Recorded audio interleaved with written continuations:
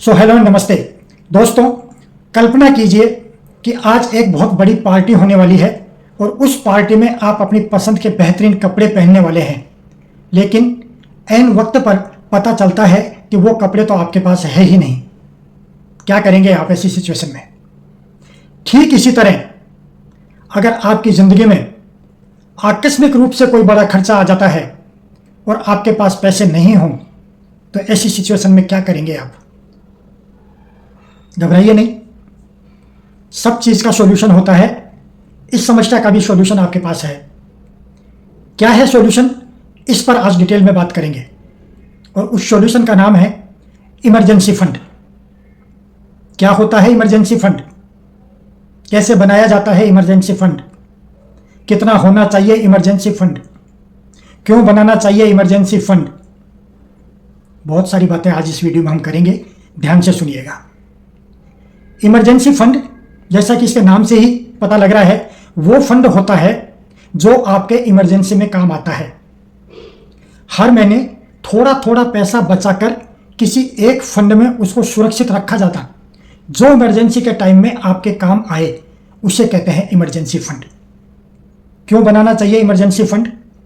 Emergency fund बनाने के बहुत से फायदे हैं। नंबर 1, इमरजेंसी फंड आपको मानसिक शांति देता है। इमरजेंसी फंड आपको फाइनेंशियल सिक्योरिटी देता है। इमरजेंसी फंड आपको फाइनेंशियल फ्रीडम देता है। इमरजेंसी फंड ऐन मौके पर दोस्तों और रिश्तेदारों से पैसे मांगने से आपको बचाता है। इमरजेंसी फंड इमरजेंसी में क्रेडिट कार्ड का यूज करके और फिर उसका 35 से 40% ब्याज देने से आपको बचाता है। और जिंदगी में अगर आपको लाभ का कोई अवसर आपको मिले, उस वक्त आपको पैसे की जरूरत हो, तो इमरजेंसी के फंड के पैसे को यूज करके वो लाभ आप अर्जित कर सकते हैं। ये काम करता है इमरजेंसी फंड।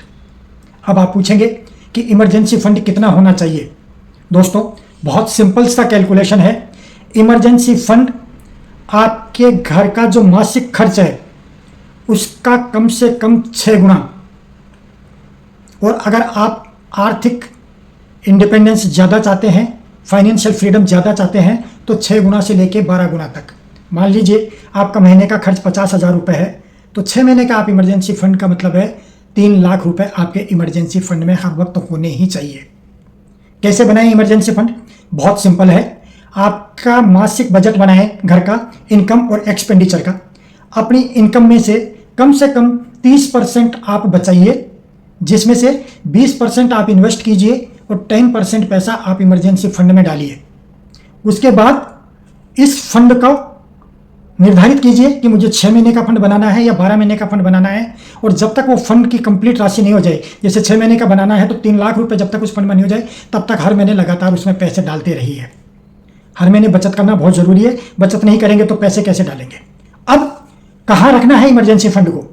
इमरजेंसी फंड के पैसे को आपके सैलरी अकाउंट में या सेविंग अकाउंट में मत रखिए।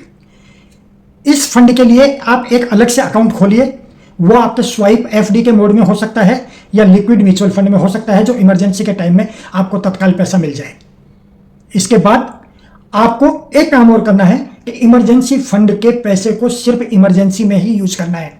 ये नहीं कि घर की छोटी मोटी कोई भी जरूरत हुई, इमरजेंसी फंड में से पैसा निकाल लिया, अरे बाद में डाल देंगे, और बाद में डालना नहीं होता तो वो फंड आपका कम हो जाएगा। और जिस पर्पज के लिए वो फंड तैयार किया गया है, भगवान ना करे लेकिन किसी दिन वो इमरजेंसी आपके आ गई और फिर उस फंड में उतना पैसा नहीं रहा, तो आपको एक बड़ी समस्या का सामना करना पड़ सकता है। उस फंड के पैसे को आप तभी हाथ लगाएं जब आपके इमरजेंसी आ जाए। दोस्तों, जरूरी बातें कुछ आपको बताना चाहूंगा। इस फंड को इन्फ्लेशन के हिसाब से, मुद्रास्फीति के हिसाब से टाइम पे इसका रिव्यू करते रहें और इसको समायोजित करते रहें। इन्फ्लेशन के हिसाब से इसमें पैसा बढ़ाते रहें। दूसरी बात यह है, टाइम पे इसका रिव्यू करते रहें। और तीसरी सबसे बड़ी बात यह है कि मान लो आपको 3 लाख रुपए का फंड बनाना था, और जिस दिन पूरे 3 लाख रुपए आप उस फंड में जमा कर दें, उस दिन आप अपने आप को थैंक यू बोलिए कि आपने अपने लिए, अपने परिवार के लिए फाइनेंशियल सिक्योरिटी और फाइनेंशियल फ्रीडम का एक सोर्स तैयार कर लिया है। अब मैं मेरे यंग भाई बहनों से एक निवेदन करना चाहूंगा कि आप लोग इस पर ध्यान दें। आप अनावश्यक रूप से बहुत खर्चे करते हैं, ज़रूरत नहीं होती है वो सामान भी खरीदते हैं। उससे आपके 2 नुकसान होते हैं। आपका जो कड़ी मेहनत का पैसा है वो बेकार में खर्च होता है, और वो सामान जो आप लेके आए उसकी ज़रूरत नहीं थी, फिर भी आप उसको लेके आ गए। जो सामान आपके अक्सर काम नहीं आता है, ऐसी चीज़ों को खरीदने की बजाय उन चीज़ों को आप रेंट पे खरीदना शुरू करें। आपका पैसा बचेगा। देखा देखी में फिजूल खर्चा नहीं करें कि मेरे रिश्तेदार ने ये खरीद लिया मैं भी खरीद लूँ, मेरी फ्रेंड ने ये खरीद लिया मैं भी खरीद लूँ। नहीं, उस पैसे को बचाएं और उस पैसे को सेव करें और उस पैसे को सेव करके इन्वेस्ट करें, क्योंकि आपका भविष्य आपके हाथ में है।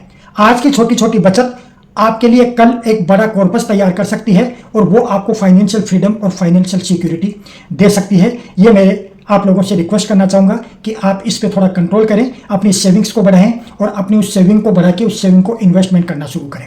इमरजेंसी फंड अगर आपने बना रखा है तो उसका रिव्यू करें, ठीक है। अगर उसमें पैसा कम हो तो और डालें, और नहीं बनाया है तो बिल्कुल बनाइए। इमरजेंसी फंड बहुत काम आता है। दोस्तों, मैं हूं द्वारिका जैमन, एक फाइनेंशियल प्लानर और कंसल्टेंट। अगर आप financial freedom, financial security, investment, insurance, इन बिंदुओं पर कोई बात करना चाहते हैं, कोई सलाह लेना चाहते हैं या मेरी मदद लेना चाहते हैं तो स्क्रीन पर दिए गए नंबरों पर आप कॉल कीजिए। मैं आपके साथ मीटिंग करूंगा और मेरी ये सभी सेवाएं एकदम फ्री हैं। आप मुझे कॉल करके बुलाइए, मैं आपकी फ्री ऑफ कॉस्ट ये सेवा करूंगा। आपका बहुत बहुत धन्यवाद।